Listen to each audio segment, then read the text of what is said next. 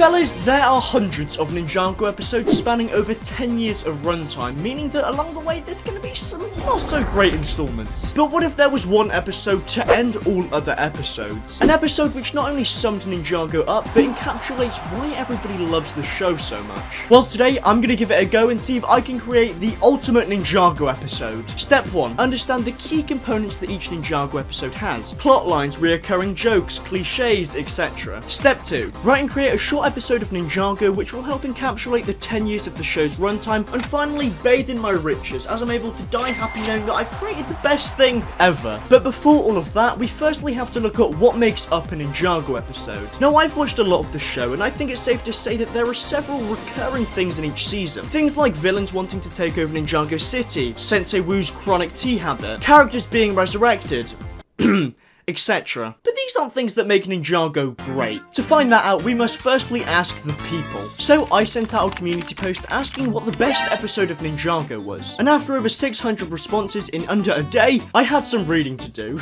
My plan was to take around 5 of the most beloved episodes and binge watch them, taking notes of underlying themes, tones, plot lines, and so forth. Looking at these responses, it was clear to me that there were several real fan favourites, for example the final battle, the Titanium Ninja, or whatever the hell this is supposed to be. But as was stated by many people, their choices were often tainted by nostalgia, something that would be pretty difficult to incorporate into a brand new storyline without just reusing old content. So I went to the most reliable people on the planet, film critics. IMDb actually has every single Ninjago episode listed and individually rated based on a few dozen reviews. And whilst not perfect, this does help to give us a bit more objectivity when looking at what actually in particular makes these episodes so great. The issue was, however, that these reviews aren't particularly helpful. The highest rated episode, for example, Green Destiny, has a 9.6 out of 10 rating, and the one written review states, "I love this series because it teaches you a lot about life."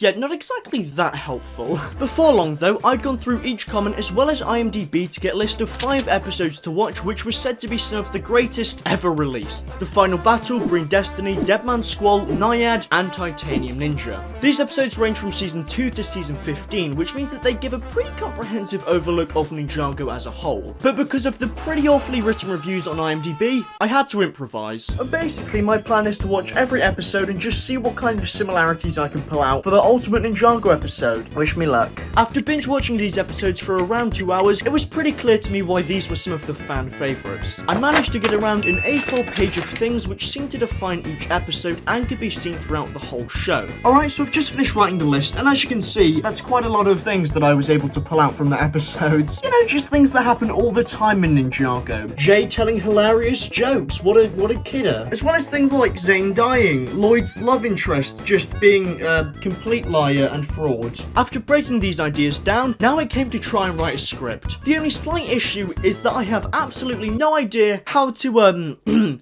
how to write a story. I thought it was gonna be easy. I really did. It turns out that it's like a whole complex thing with a plot, characters, you need resolution.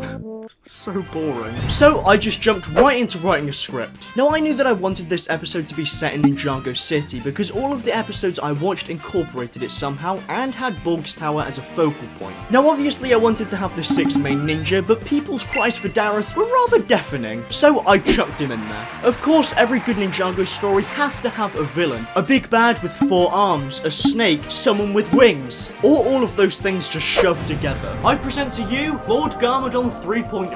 Now all we needed was a plot. One of the things that I quickly realised was that people loved Ninjago episodes with spectacle. Huge fights to end the season that put the ninjas' abilities to the test. So with everything planned out and after about an hour or so of writing a script, here's what I came up with. The ultimate Ninjago episode. Everything in Ninjago is going pretty well and the ninja are just chilling at the monastery while they wait for Lloyd to get back from a date. Suddenly, a huge earthquake starts shaking Ninjago, causing mass panic. So the ninja go to Ninjago City to check it out. Zane's Falcon sees a giant crack in the ground from which thousands of ghosts, skeletons, and serpentine emerge from, each going towards Ninjago City. Luckily, Ninjago City has a wall of defense after the dozens of attacks it's endured, but it turns out that dun dun dun, Lloyd's date was evil. And then she turns the gate off to let Garmadon in. With only minutes to prepare, the ninja go to the top of Borg's tower because for some reason whoever stands at the top of that building is the ruler of Ninjago. Garmadon's forces soon make it to the foot of the tower and begin their ascent until they're met with the brown ninja, who effortlessly takes out the entire army single-handed. Now he gets thrown straight out of the window. Garmadon makes it to the top of the tower where the ninja are waiting for him. They attempt to blast him with their elemental powers, but it turns out that they can't because his army are wearing Vengestone armor, and thus the ninja are completely powerless because it would be way too easy if things just worked. But Lloyd has one final trick up his sleeve, his ultimate power, speaking nonsense. He tells Garmadon about how being evil is actually like pretty bad and uncool because like this isn't you, man, come on. Garmadon argues that being evil is actually like pretty based, so leave me alone, loser, and goes to shoot Lloyd when Zane jumps in the way and dies again. Now the ninja are in Cryptarian prison while Garmadon rules Ninjago for the simple reason that he is evil. All of a sudden, Dareth bursts through the door in a huge brown marketable mech which you can purchase for the low price of $25.99. He takes the ninja to the monastery to see Sensei Wu, who tells the ninja about how they need to use the power of friendship or something, and about how he knew this was going to happen for hundreds of years but decided not to tell anyone. The ninja go back to the city on dragons which just randomly appeared because they sell well. They arrive at Garmadon and Lloyd runs his mouth again, but this time he says, "Hey bro, we're like related, so stop being a big beanie, okay?" But then proceeds to try and kill his father anyways because, you know, family. You gotta love it. Zane's alive now, of course, and calculates that the only way to win the battle is if he sacrifices himself. So he floats up into the air and just explodes, killing Garmadon and sending him back down to the underworld. The ninja are all in shock, but Jay feels like it's the perfect opportunity to tell a joke. What do you call a cat on ice? One cool cat.